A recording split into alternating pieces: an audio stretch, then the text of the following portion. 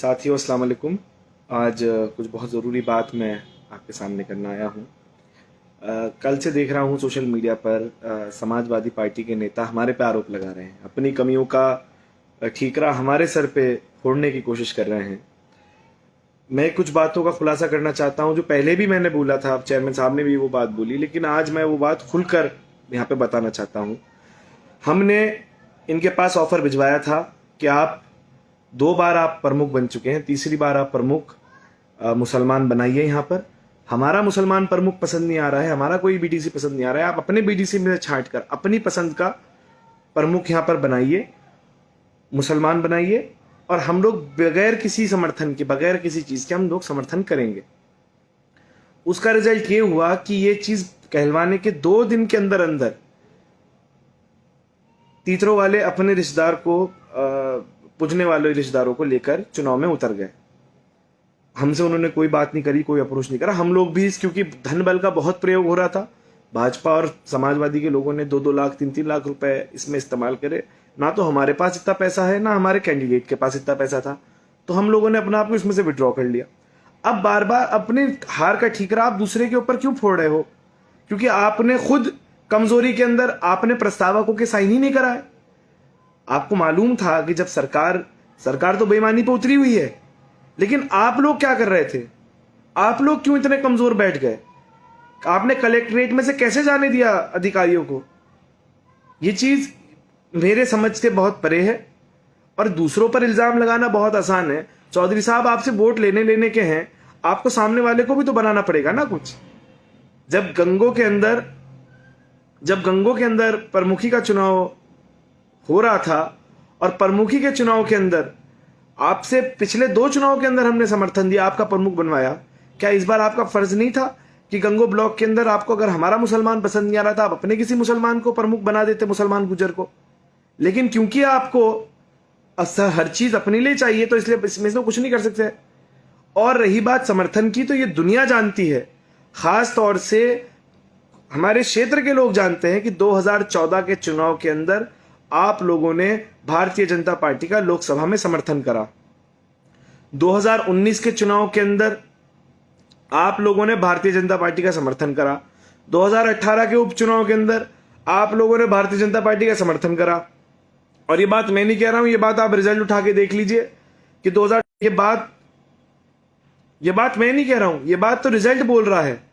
तो इसलिए दूसरों पर इल्जाम लगाने से पहले अपने गिरेबान में झांक लीजिए। 2004 में आप ही लोग चुनाव लड़े थे भारतीय जनता पार्टी के सिंबल पर, लोकसभा का।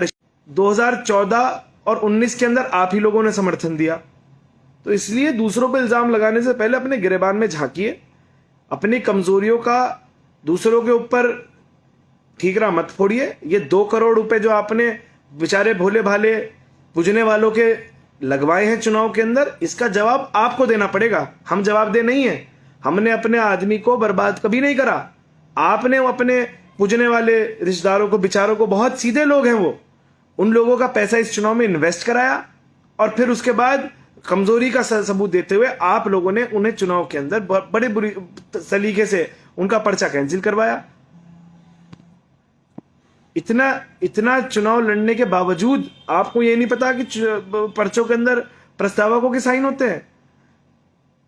बहुत अफसोस की बात है। और समाजवादी पार्टी ऐसे चुनाव लड़ेगी विधानसभा का, तो मैं नहीं समझता कि सरकार, कोई तब्दीली सरकारों के अंदर आ रही है। आप लोग ट्विटर खेलते हैं, कभी सड़क पे उतर के नहीं देखते। पूरे उत्तर प्रदेश के अंदर जुल्म हो रहा है, आपके नेता गायब हैं, केवल ट्विटर पे हैं। ऐसा कैसा काम चलेगा जी? इसलिए दूसरों पे इल्जाम लगाने से पहले समाजवादी पार्टी के नेता अपने गिरेबान में झांकें और अपने आप को सबसे पहले ईमानदारी के ऊपर लाएं, उसके बाद बात करें। क्योंकि धोखा तो आपने भी करा था, भले ही हमारा कहराने वालों के साथ कोई भी राजनीतिक मामला हो, लेकिन धोखा तो आप लोगों ने करा सबसे पहले। धोखा तो आप लोगों ने करा सबसे पहले 2014 के चुनाव के अंदर उनके साथ, और 2019 के चुनाव के अंदर धोखा तो आप करते हैं।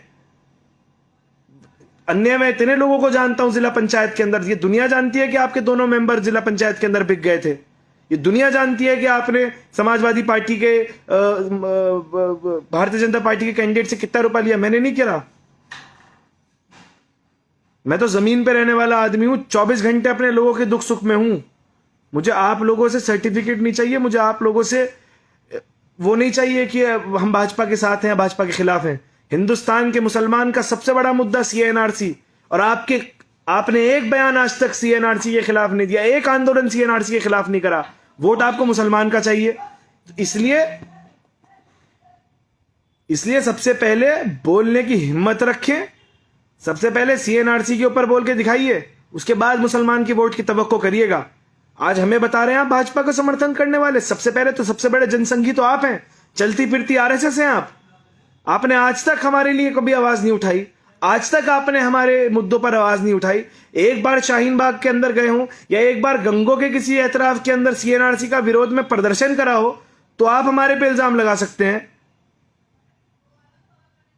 लेकिन अच्छी बातें नहीं है दूसरों के ऊपर ऐसे इल्जाम लगाना।